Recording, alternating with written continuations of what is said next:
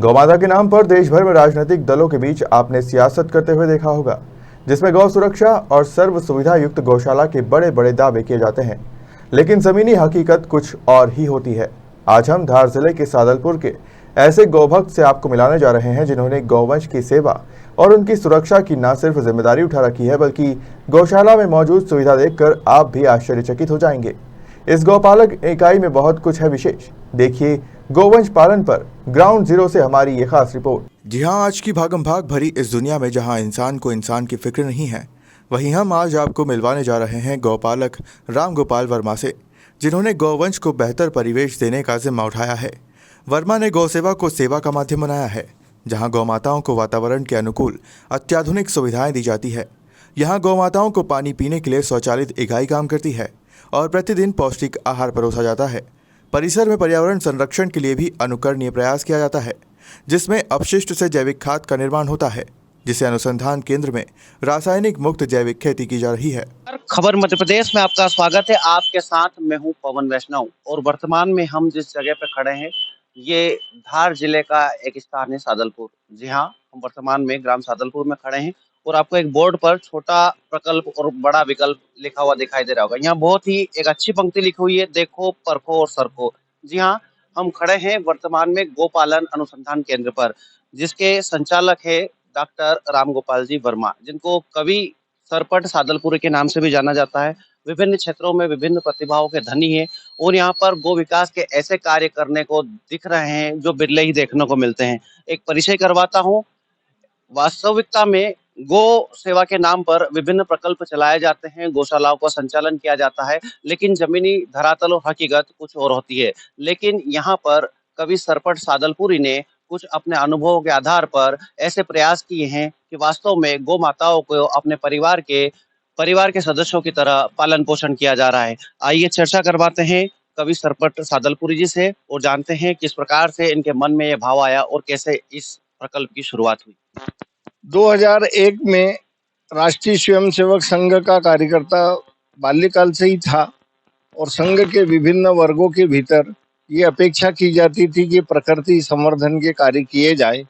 और तो चूंकि अपन गृहस्थ कार्यकर्ता से अपेक्षा भी रहती है कि वह ऐसा कुछ करके दिखाए जिससे समाज प्रेरणा ले। तो उसके लिए ये 2 बीघे का जो परिसर है 2001 में प्रारंभ किया।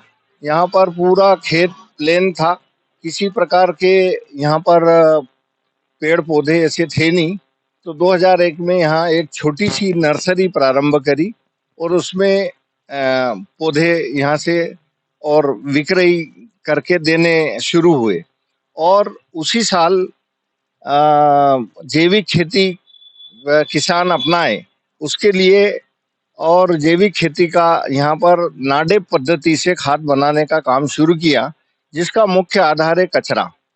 तो एक चूंकि मैं कवि हूँ और कवि शैली में ही लोगों से अपील की कि मैं तुम्हारी बंजर भूमि को फसल से लाद दूंगा, तुम मुझे कचरा दो, मैं तुम्हें खाद दूंगा। और वो दिन है कि आज का दिन, हर साल औसतन 10 से 15 ट्राली खाद छना हुआ वैज्ञानिक पद्धति से बना हुआ खाद यहाँ निर्माण होता है। उसका मुख्य घटक है कचरा, यानी कृषि अवशेष को जलाया नहीं जाता, उससे खाद बनाई जाती है। तो 40% वजन में कचरा, 40% वजन में मिट्टी और 20% गोबर, और इसको परत दर परत संवार करके और भूतल नाडे पद्धति से यहाँ पर खाद का निर्माण किया जाता है।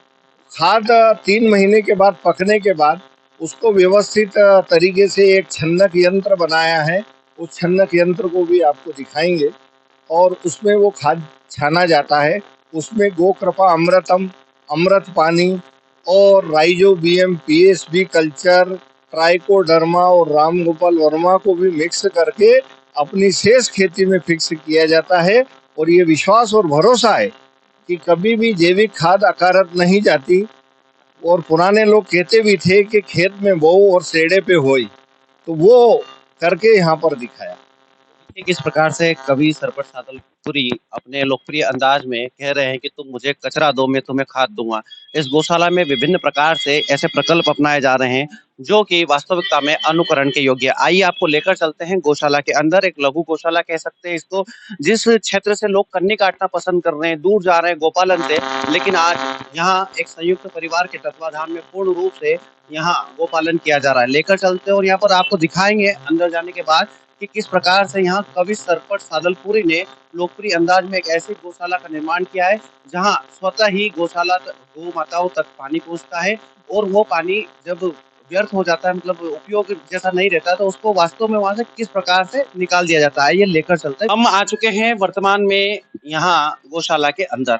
अब यहाँ किस प्रकार से गोपालन किया जाता है, किस प्रकार से गाय माताओं के नाम रखे गए हैं और किस प्रकार से यहाँ पर इनको पशु आहार दिया जाता है, पानी पिलाया जाता है, पूरी प्रक्रिया संक्षिप्त में हम जानेंगे डॉक्टर रामगोपाल जी वर्मा से। किस प्रकार से आप यहाँ गौशाला का संचालन करते हैं आसानी से, जैसे कि गौ माताओं को आप सहला रहे हैं, किस तरह से आपने इसको इस अनुकरण में इनको ढाला, किस इतना आसान नहीं होता है। हालांकि ये गाय माताएं जरूर है लेकिन फिर भी पशु होते हैं, किस प्रकार से इन पशुओं को आपने आसानी से गौ माता में तब्दील करने का एक प्रयास किया। 26 दिसंबर 2016 को पहली गाय माता जोबट से लाए और इसका नाम वहीं से रखा हुआ था होरी। तो इसी श्रृंखला में और 2016 में जब गाय माता लेकर के आए तो उसके बाद एक गाय और लेके आए, उसका नाम रखा लोरी। उसके बाद इसने जन्म दिया एक बछिया को, उसका नाम रखा सोरी। तो होरी, लोरी, सोरी। और फिर उसके बाद जैसे ही सतत बछियाओं का जन्म हुआ तो एक गाय मतलब बछिया का नाम तेजस्वी रखा, एक का नाम प्रसिद्धि रखा, एक का नाम सद्बुद्धि रखा और एक का नाम अपने रिद्धि, सिद्धि और बुद्धि। इस प्रकार से इसी श्रेणी में नाम रखते चले गए। उससे इनकी पहचान भी आसान होती है और इनके प्रति भाव भी अच्छा जागरण होता है। इसलिए आज कुल 16 गोवंश है। उसमें हमेशा मेरा ये सोच रहा कि केड़ी दे या केड़ा, हर अवस्था में बाटो पेड़ा। बछड़ा हो या बछड़ी हो, दोनों एक समान है, क्योंकि कृषि का आधार अगर कोई है तो वो है गौ माता। और केड़ा भी पोटा देता है, केड़ी भी पोटा देती है, गाय भी पोटा देती है, उसका मूत्र भी काम आता है। तो गोबर में लक्ष्मी जी का वास होता है। इसलिए किसी प्रकार का हेद भेद न करके प्रतिदिन ये जो सिलसिला चला कि 26 दिसंबर 2016 से आज तक अखंडित रूप से प्रतिदिन गाय माता को पका हुआ भोजन ही कराया जाता है। और सभी को आयु के हिसाब से कम ज्यादा हो सकता है, लेकिन किसी के साथ हेद या भेद नहीं किया जाता। दूध दे कि वो मूत दे, हर अवस्था में उसको समान रूप से पोषण आहार यहाँ पर दिया जाता है। और कुल 13 प्रकार के तत्व एक साथ गाय माता में 24 घंटे के भीतर और के लिए चला जाए, इसका पूरा प्रबंधन किया गया है। अब बाटे का निर्माण कैसे किया जाता है ये विस्तार से मैं आपको आगे वहाँ जहाँ से यूनिट काम करती है हम जानते हैं डॉक्टर साहब से, और ये बताएंगे कि किस प्रकार से यूनिट काम करती है। ये 15,000 लीटर पानी की टंकी ऊपर बनी हुई है और उसी से इस पूरे परिसर के अंदर और पानी का उपयोग होता है। और व्यवस्थित ढंग से ये स्वचालित गाय माता को पीने के पानी का प्रबंधन है। यहाँ इस छोटे से परिसर के भीतर 2 पार्ट लगे हुए हैं और गाय माता को रात को 2 बजे भी अगर प्यास लगती है तो वो अपनी प्यास बुझा लेती है। तो इसमें ये पद्धति है, सामान्य पद्धति कोई ऐसे विशेष नहीं है। विभिन्न अनेक गौशालाओं में ये व्यवस्था संचालित हो रही है। तो अपने सुंदरेल के एक सचिन जी पाटीदार है और बड़े इंजीनियर है इस विषय के, उनसे ही ये व्यवस्था बनवाई है। तो यहाँ पे एक गेंद है और गेंद जैसे गाय माता पानी इस पार्ट में से पीती है और कम पानी होता है तो स्वतः ही उस लेवल के लिए ये गेंद तैयार रहती है और स्वतः ही ये पानी इसमें आना शुरू हो जाता है। और जब इसको पार्ट को धोना रहता है तो बाहर एक वाल लगा हुआ है, उसको खोल देते हैं, पूरे पार्ट खाली हो जाते हैं। और आम तौर पे हमने देखा होगा कि नाना प्रकार की गौशालाएं हमने बड़े बड़े बजट की भी देखी है, सामाजिक कार्यकर्ता भी कामकाज करते हैं, सब अपने अपने हिसाब से कुछ भी नवाचार करते हैं, लेकिन यहाँ नवाचार नहीं करते हुए सिर्फ सोच बदलने का काम किया है। कुछ अलग से करना ऐसा कोई भी भाव नहीं है। आम तौर पे गाय माता को प्रकाश की आवश्यकता होती है, फिर वर्षा अधिक होने पर और पानी की बौछारें उन पे ना आए अकस्मात, वो व्यवस्था रहती है। ठंड के समय ठंड ना आए उसकी व्यवस्था रहती है, और दिन भर उसमें गौशाला के भीतर उजाला रहना चाहिए। इस भाव को ध्यान में रखते हुए तो जिस प्रकार से हम एक शोरूम पे जाते हैं और जनरल स्टोर पे जाते हैं, तो वहाँ बड़े बड़े अच्छे सुंदर तरीके के कांच खिड़कियाँ लगाई जाती है। तो अपन ने ये 4 लेन रोड पर ये गौ माता का एक प्रकार से शोरूम तरीका ही है कि यहाँ पर ये कांच लगाए हुए। इसका बड़ा भारी लाभ है कि अभी जैसे ठंड का समय आ गया, ये हम कांच बंद कर देंगे, लाइट आती रहेगी लेकिन ठंड नहीं आएगी। जब खूब पानी आता है, चारों तरफ का कोई भी दिशा से पानी आए, उस समय संबंधित कांच बंद कर दो तो अंदर पानी नहीं आता।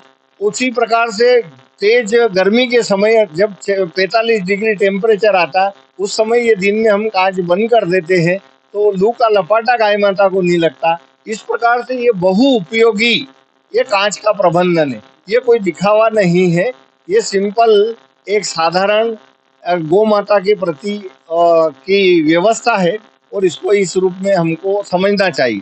ये ग्रेनाइट लगा हुआ, आज हम अपने जीवन के लिए हमारा अच्छा कमरा हो, हमारा बाथरूम में अच्छी से अच्छी और स्टोन लगे, उसके लिए हम दीवाने हो जाते हैं, लेकिन गाय माता की उपेक्षा ये देखी नहीं जाती। तो आज अपन कैसे में भी रह लो मंजूर है, लेकिन गाय माता और बहुत शुद्ध और अच्छे स्थान पर होना चाहिए, जिससे कि गोपालन के प्रति लोगों का भाव, उनका संकल्प और मजबूत हो, उनको हिम्मत मिले, इसके लिए ये प्रबंधन है। जिस प्रकार से यहाँ डॉक्टर रामगोपाल वर्मा जी ने एक प्रबंधन किया है, जिस प्रकार से घर के व्यक्तियों के प्रबंधन का सुचारू समन्वय हो, यहाँ गौमाताओं के लिए हर मौसम में वातावरण अनुकूल बन सके, इसके लिए इन्होंने यहाँ पर ग्रेनाइट भी लगाए हैं, यहाँ कांच भी लगाई है, खिड़कियाँ लगाए हैं, वेंटिलेशन लगाए हैं, साथ ही यहाँ पंखा भी लगाया हुआ है। यहाँ पर वे सारी व्यवस्थाएं की गई है जिससे कि इन गौ माताओं का जीवन आसान और सरल हो सके। इस क्षेत्र में इनके द्वारा हल्दी की, जो कि बहु उपयोगी और बहुत ही गुणकारी होती है, उसकी भी खेती की जाती है। चर्चा करते हैं क्या इसके उपयोग होते हैं, किस प्रकार से इसका उत्पादन होता है और रासायनिक पदार्थों की तुलना में कैसे ये श्रेष्ठ होते हैं। हल्दी का उपयोग सर्वविदित है, आयुर्वेद में इसका बहुत उच्चासन प्राप्त है, और अभी बीते कोरोना काल में हल्दी की अपेक्षा दूध में घोल करके पीने की और बात कही जाती है, और कई लोग लाभान्वित भी हुए हैं। तो बीते 16 वर्षों से इस अपने जैविक कृषि परिक्षेत्र में और जैविक हल्दी का हर साल बोया जाता है, और यह फसल 9 माह में आती है। तो किसान और जो भी इसकी उन्नत खेती करना चाहता है, वो यहाँ आकर के देखता है, परखता है, वह भी स्वयं सरकता है। इसी भाव से लगातार अपन इस खेत के भीतर अपना जो जैविक खाद डाल के और यह हल्दी की फसल ली जाती है।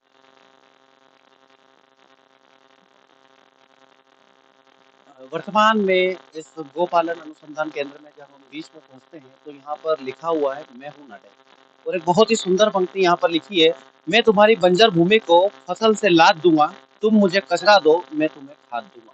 जी हाँ, ये डॉक्टर रामगोपाल वर्मा जी के दिमाग की उपज है। इतनी शानदार पंक्तियाँ कवि है, और जानते हैं हम इनसे कि किस प्रकार से व्यर्थ अपशिष्ट पदार्थों से यहाँ जैविक खाद का निर्माण करते हैं और क्या इसका उपयोग होता है, क्या इसकी भूमि की उर्वर क्षमता को किस प्रकार से ये बढ़ाता है। महाराष्ट्र के किसान नाडे काका के नाम से जो विख्यात हुए, जिन्होंने कचरे से खाद बनाने की पद्धति दी, जिस पद्धति को शासन ने भी अपने तरीके से अपनाया, लेकिन कालांतर में वह उपेक्षा का शिकार हो गई।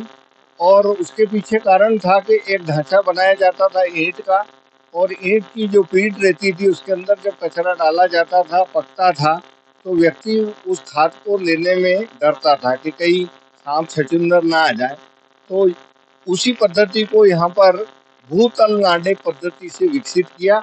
उसमें जितना भी फार्मूला है वो नाडेप काका का ही है। 40% कचरा यानी कृषि अवशेष, 40% मिट्टी वजन में और 20% गोबर, परत दर परत इसको संवार करके और भूतल नाडेप का निर्माण हो जाता है और 3 माह के भीतर अच्छी सोंधी सुगंध वाली खाद तैयार हो जाती है। जो सारे 16 तत्व जो फसलों के लिए आवश्यक होता है वो सब जो है और उपलब्ध करा देता। 16 तत्व जो फसलों के लिए आवश्यक है। अब आप देखते हैं ये है कचरा। इसके प्रति आमतौर पे लोग बाग अपने कृषि अवशेष के समय और आपाधापी में और उसमें आग काढ़ी लगा देते। ये सोने की कतरन से भी ज्यादा कीमती है। मेरा ये मानना है कि यदि एक तगारी सोने की कतरन किसी पेड़ के गुड़ाई करके डाल दोगे तो 8 दिन में सूख जाएगा, पर इसकी कतरन अगर आधी तगारी भी डाल दी तो वो पेड़ पुष्पित हो जाएगा, हरा हो जाएगा और अच्छा फल देगा। तो इसके अंदर बहुत गुण है, क्योंकि गोबर भी अगर बनता है तो गाय माता कचरा बग्गा यही खाती है और 24 घंटे के भीतर वो गोबर के रूप में हमको पका पकाई खाद दे देती है। आज उसी का ये नमूना है जिसको हम भूतल नाडेप के रूप में जानते हैं। और बीते 22 वर्षों से यह कचरे की साधना इस परिसर के भीतर चल रही है और औसतन 10 से 15 ट्राली खाद छना हुआ पूरी पद्धति से, वैज्ञानिक पद्धति से, और यहाँ पर खाद बनता है। आपने ये दिखाता हूँ मैं। हम देखते हैं डॉक्टर रामगोपाल जी वर्मा के साथ और देखते हैं किस प्रकार से यहाँ अपशिष्टों से ये जैविक खाद का निर्माण करते हैं। ये वह इकाई है, यह वह तंत्र है जहाँ पर डॉक्टर रामगोपाल जी वर्मा द्वारा अपशिष्ट पदार्थों से यहाँ पर जैविक खाद का निर्माण किया जाता है। देखिए किस प्रकार से अपने हाथों से ये दिखा रहे हैं हमको कि किस प्रकार से लोग इसे कचरा मानते हैं, उठाना तक पसंद नहीं करते हैं, छूना पसंद नहीं करते हैं, उसे डॉक्टर रामगोपाल जी वर्मा अपने हाथों से किस प्रकार से मसल के और इनकी जो होती है विशिष्टता है उनको दिखाने का एक प्रयास कर रहे हैं। देखिए कचरा कोई भी हो, कृषि अवशेष चाहिए वनस्पति, और वनस्पति की स्थिति ये है कि यदि उसको गड्ढे के अंदर समाया जाएगा तो वो सड़ता है, और सड़ा हुआ खाद कोई खाद नहीं कहलाता है। जिस प्रकार से आम तभी सदबू देगा जब वो पका हुआ रहेगा और सड़ा हुआ आम बदबू देगा, ठीक उसी प्रकार से इसको हमको समझना चाहिए। और ये कचरे से जो खाद बनती है इसमें बड़े बड़े बाटल पाम के पत्ते, जो एक एक पत्तों का वजन 32-32 किलो होता है, जिसको तोला गया है, वो भी और 3 महीने के भीतर इस पद्धति में पकता है, सड़ता नहीं है और अच्छी सोंधी सुगंध वाला खाद तैयार हो जाता है। अच्छा डॉक्टर साहब, आपने अपनी एक कविता की भी रचना की है, खाद की किस प्रकार से उपयोगिता होती है, किस प्रकार से कचरा गुणवान होता है, बहुउपयोगी होता है, क्या थी वो कविता, क्या है उसके अर्थ? चारों चूरी आपा खापा, उकलो सुकलो अत्ती पत्ती, और पुआड़िया आधा सीसी, आड़ा राड़ा सगड़ो चगदो, जी के बोला हम बगदो। और बगदो बिचारो कूड़े, आई मई उड़े, और गुस्सो करे बाबूजी तो फेंकी दे घूड़े। और लोग बात कही कि घोड़ा में पड़ी जाए तो के परबारो सड़ी जाए, और सड़े तो बासे, कोई शब्दे नाक और कोई खासे। ऐसा भी देखे अन्नदाता माई बाप कि तम ऐसी करी रे हाई बाप, कि जो बगदो हमारे परसी थकी थाली दे, बीज पापी नाई के आग काढ़ी लगई किन बाड़ी दे। पर यो बगदो कूण है, इका में कई कई गुण है, ध्यान से सुन जो गुण जो, और फिर कभी भी इका खिलाफ मत बगजो, बहुत गुणाकारी है यो बगदो। चलो एक दिन मारा सांते खेते, तमारे बगदो भणावा, और कैसी बने की जैविक खाद अपन बनावा। चारो गोबर का घोड़ को जारो और गारो, परत दर परत संवारो, तो भू नाडेप बनी जाएगो प्यारो। 3 महीना में बनेगी की खाद, कदी नहीं भूलोगा काका, हमेशा रखूंगा याद। अभी के काम बनानी तो अपना गांव में, लीमड़ा की छाँव में, या ऊंचा बेड़ा पे, ने खड़ा में बनो तो बहुत अच्छो, नहीं तो खेत का सेड़ा पे। किस प्रकार से यहाँ खाद की उपयोगिता डॉक्टर रामगोपाल जी वर्मा बता रहे हैं। यहाँ पर इनके द्वारा जैविक खेती भी की जाती है। यहाँ पर प्राकृतिक हल्दी का इन्होंने उत्पादन भी किया है। चलिए दिखाते हैं आपको प्राकृतिक हल्दी की खेती। टपक मटका अमृत टपका, सूखे में भी हरे पात है, चलो खुशी की बात है। इस मटके के अंदर 20 लीटर पानी भर के और ऐसा बूंद बूंद, ये सिंपल यहाँ पर एक टोटी लगी हुई है, इसको छोड़ देते, बूंद बूंद ऐसा टपक जाता है। तो प्रेरणा जगाने के लिए मटका लगाया है। वैसे तो ड्रिप इरिगेशन शब्द विख्यात है, लेकिन व्यक्ति बहाने करता है कि मेरे पास पानी की कमी है, इसके कारण पौधा नहीं लगाता हूँ। अरे भैया, तेरे पास घर पे एक आधा मटका भी हो तो तू पौधा लगा सकता है, और ऐसा मटका अगर फिट कर दे तो उसको आजीवन जल की आपूर्ति भी की जा सकती है। जब डॉक्टर रामगोपाल जी वर्मा की गौशाला के अंदर हम पहुंचते हैं तो यहाँ पर अंत में एक अद्भुत नजारा दिखाई देता है। यहाँ पर 16 से अधिक गायों का पालन इनके द्वारा पूरे पारिवारिक सदस्यों के रूप में किया जाता है। एक खास बात कि इन सभी गौमाताओं को एक समान भोजन हर मौसम में दिया जाता है। न दूध देने वाली गाय को कम, न दूध देने वाली गाय को ज्यादा, सभी को समान रूप से। हालांकि उम्र आयु के अनुसार वो जो आहार रहता है वो कम या ज्यादा हो सकता है, लेकिन पूरे 12 महीने सभी गायों को एक समान पोषण आहार इनके द्वारा दिया जाता है। चर्चा करते हैं और जानते हैं किस प्रकार से गौमाताओं का पालन यहाँ पर किया जा रहा है। साथ ही यहाँ नंदी के रूप में जो केड़े होते हैं उनको भी अब बड़े होने की ओर अग्रसर है। अभी अपना ये संकल्प है कि जो गो पालन का जो साधना यहाँ चल रही है, उसमें मूल रूप से, जैसा कि अभी आपने बताया कि यहाँ पे सभी को समान रूप से पोषण आहार, प्रतिदिन पका हुआ भोजन ही दिया जाता है। किसी के साथ हेद या भेद नहीं किया जाता है।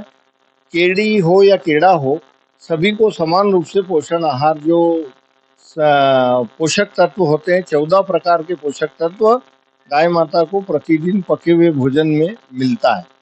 अब खास बात यह है कि आज इस गौशाला के अंदर हमारे 2 जोड़ी बैल जोड़ी यहाँ पर तैयार हो रही है। उसमें अभी 2 छोटे हैं और 2 बड़े हैं। उनका नाथ पुराने का कार्यक्रम संपन्न हो चुका है, और आगामी वर्ष में आप देखेंगे तो खेतीबाड़ी में लगने वाले जितने भी अत्याधुनिक बैल चलित यंत्र हैं, उनका भी नियोजन यहाँ पर किया जाएगा, और स्वयं करके दिखाने की जो बात है वो धरातल पर आपको नजर आने लगेगी। अभी आगामी लक्ष्य है कि एक अच्छी सुंदर सी बैलगाड़ी का निर्माण किया जाएगा, और हमारे सुबोध और सोमनाथ की जो बैल जोड़ी जो पहली है, वो शीघ्र अतिशीघ्र सड़कों पे दौड़ती हुई आपको नजर आएगी। बहुत ही सराहनीय और प्रशंसनीय कार्य आपने किया है। काफ़ी लोग इस क्षेत्र से दूरी बनाते नज़र आ रहे हैं, लेकिन आपने विभिन्न क्षेत्रों में काम करने के बावजूद इस क्षेत्र में काम करने का एक सराहनीय प्रयास किया है। खबर मध्य प्रदेश के दर्शकों और आम जनों को क्या संदेश देना चाहेंगे, जिससे कि वो इस क्षेत्र से जुड़ सकें? आमतौर पे जब गोपालन की बात आती है तो अच्छे संपन्न किसान हो या शहर में रहने वाला संपन्न व्यक्ति हो, वो चाहता तो है कि मेरे घर में प्रतिदिन देसी गाय माता का दूध आए, मैं घी का वापर करूं। लेकिन जब गो पालन की बारी आती है तो इसको बहुत कठिन मानता है। उसके पीछे कारण ये है कि हमारे जो बीते कालखंडों में गो पालन एक हेय दृष्टि से देखा जाने लगा, उसको सरल रूप में यहाँ पर किया, और इसके पीछे सिर्फ सोच बदली है, और सोच बदलने से समझ बदल जाती है, और फिर व्यक्ति इसमें बहुत आनंद आने लगता है। गौ माता की इसके शरण में आने से ऊर्जा का संचार होता है, और गाय माता का सदैव आशीर्वाद मिलता रहता है, और अपेक्षा रहित भाव से गोपालन करना चाहिए।